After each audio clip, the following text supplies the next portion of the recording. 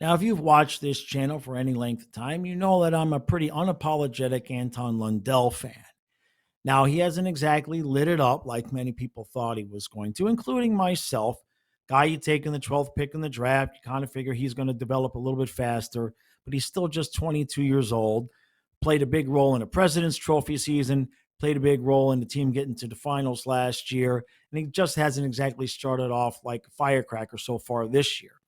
Another guy I've been a little bit critical of is Matthew Tkachuk from the perspective of he just doesn't look exactly like the same guy from last year. He's not playing bad, but around the net, the puck's just not going in the net. And whether that has something to do with residual effect from that broken sternum or the lack of Sam Bennett, time will tell there. But Tkachuk has been doing things away from the puck that have kind of made up for that.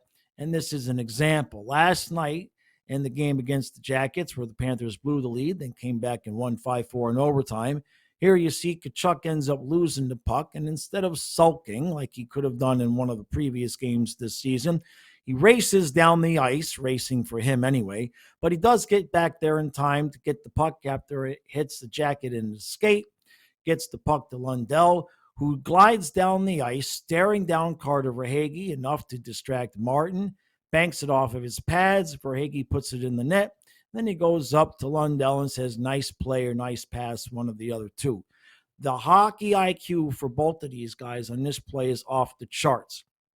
Tkachuk, probably not the best idea to try to deke the defenseman, but when you see Lundell just gliding down the ice, he is just staring down Verhaeghe and leaves Martin in absolutely no man's land.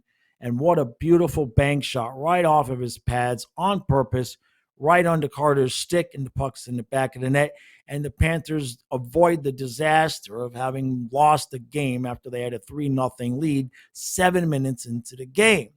Now, I know that this is not this is not exactly going to hit all the highlight reels on the NHL, but I just wanted to make a point about this play that I see a few people every once in a while wanting to talk about trading Anton Lundell because the kid hasn't developed as quickly as some people have hoped.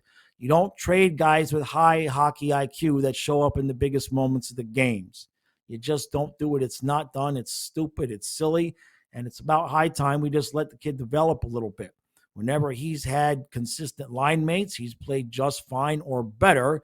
And we're 10 games in, and just because the kid isn't knocking out a point per game, not ready to give up on him and trade him for assets to help us clear up a couple of $1 million in cap situation, no matter how bad it is. You keep the guys who play in the big moments and use their hockey IQ and don't make stupid mistakes, and instead show the effort and smart to finish things off.